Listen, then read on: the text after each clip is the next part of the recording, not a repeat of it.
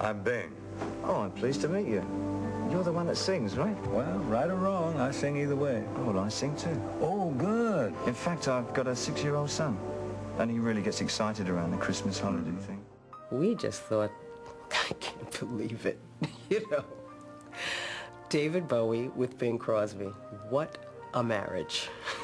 Come, they told me, ba-rum-pa-pum-pum,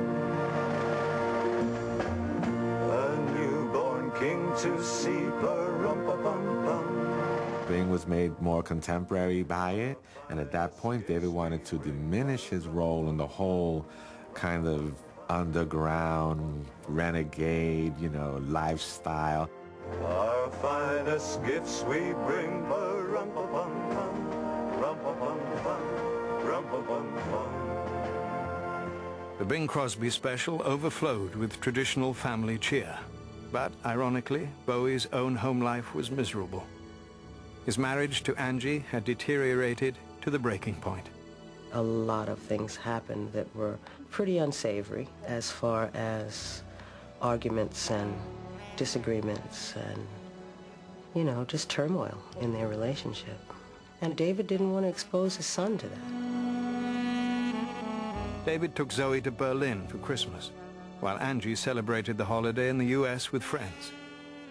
When Angie returned to Switzerland on January the 2nd, she was dismayed to discover that her husband and son were still away. Angry and depressed, she attempted suicide. Bowie was alarmed and became concerned about his wife's mental health and her ability to care for their child.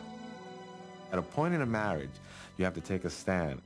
You're either going to go with it or you're going to say, this has got to stop. There was a time when everything had to stop for the sake of Zoe. The open marriage was now closed. You know, he said, I've moved on. David's marriage to Angie was formally dissolved in 1980. In the settlement, David won sole custody of Zoe, who now preferred to be called Joe. He said, I'm going to bring up my son.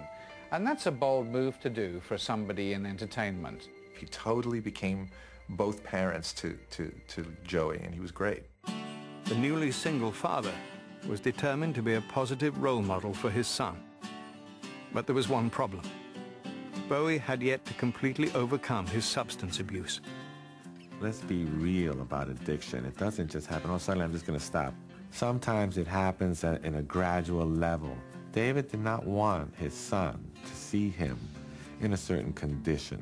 And I think that eventually made it so that he was able to back off and back off and back off. Because when you have things going right for you, you don't really need that kind of high.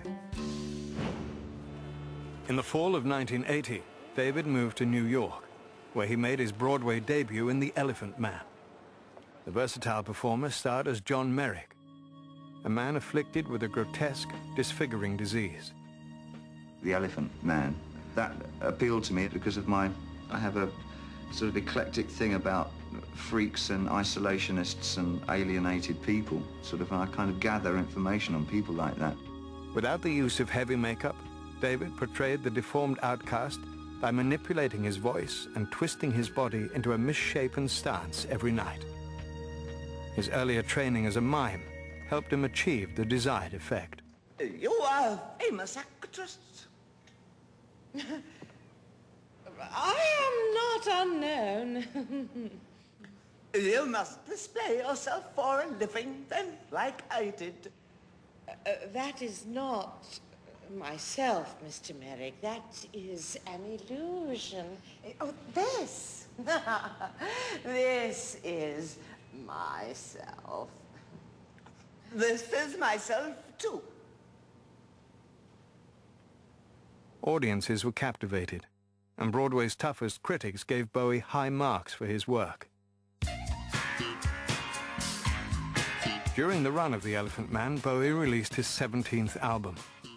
Scary Monsters and Super Creeps included the single Ashes to Ashes, with lyrics alluding to an earlier chapter of David's life. Do you remember Agatha's Bean? It's such another song. I've heard a rumor from ground control. Oh no, don't say it's true. Bowie revived Major Tom for the song and described the lost spaceman's struggle with drug addiction. To promote the single, he created a video version of the story. Ashes to ashes, funk to funky. We know Major Tom's a junkie, strung out in heaven's high, hitting an on-time road. Ashes to Ashes is an incredible song because he was playing off his own myth. I think it's deeply personal, but it's also incredibly public because it's a way of exercising that ghost. Visual interpretations of songs were nothing new, but the complex imagery of the Ashes to Ashes music film helped put Bowie at the vanguard of the rock video revolution. I think David Bowie's influence on early music videos was probably the greatest influence of all. He wasn't frightened to do something that was surreal. He wasn't frightened to go back to French silent surrealist movies. He wasn't frightened to do anything. On December the 8th, 1980, David was shattered to learn the news that John Lennon had been shot and killed by a deranged fan outside his New York City apartment building. He loved John. They were great friends. And David was broken. He was just, it was like he lost his brother. The death of John devastated him. The circumstances of Lennon's death sent shockwaves through the entertainment community.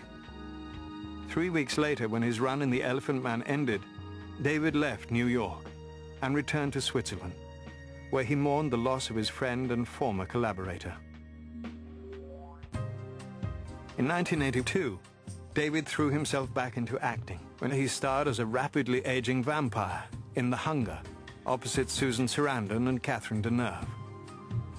But before the film was released, David received the disturbing news that his beloved brother Terry, who was still institutionalized, had jumped from a window in an attempted suicide. Terry survived the fall, and David rushed to see him. Characteristically, David said little to friends about his brother's situation. As far as mentioning his family, it wasn't something that he readily did, nor was it something that we brought ourselves into or brought up. In 1983, Bowie starred in the World War II drama Merry Christmas, Mr. Lawrence. Playing the remorseful Major Selliers, David tapped into his heartbreaking experiences with his own brother.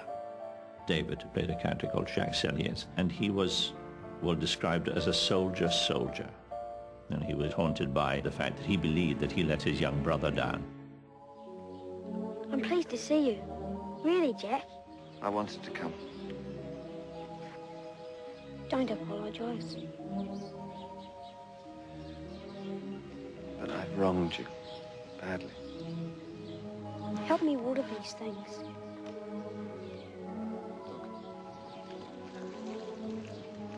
Look,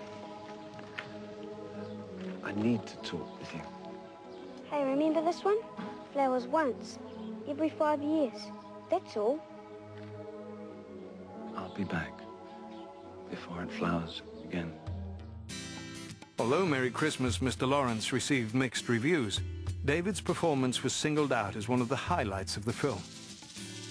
After successfully carving out a name for himself as an actor, David felt ready to again focus on his music. But this time, he would push his own boundaries and shock both critics and fans alike.